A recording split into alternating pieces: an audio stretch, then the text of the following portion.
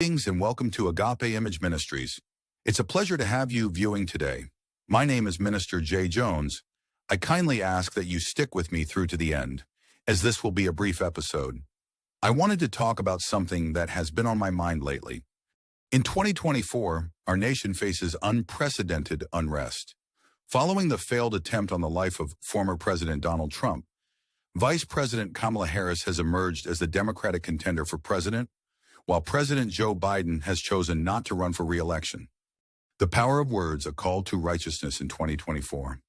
These incidents have fueled vehement discourse, hateful criticism, and accusations of racism and sexism. Social media and news platforms show that the American public's divisions have worsened due to the rise in divisive political politics. The shortcomings and mistrust between our government, courts, legislators, elected officials, and the American people are highlighted by these heightened tensions.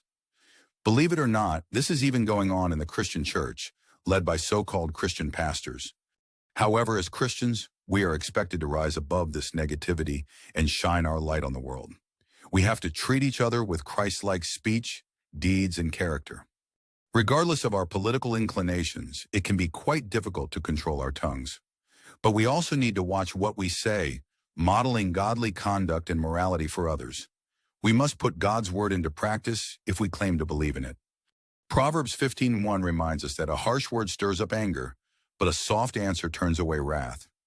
Fury breeds more fury, and hateful remarks elicit hateful responses. We must refrain from using other people's opinions and biases as an excuse to criticize them.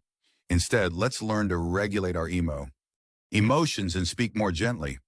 Hebrews 10:24 encourages us to consider how to stir one another to love and good works. Our aim should be love and good deeds, not hatred and violence.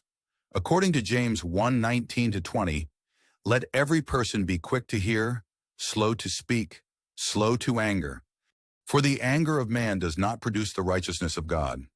Our words or tongues have great power. They can be used to bring blessings and peace or to incite violence and profanity.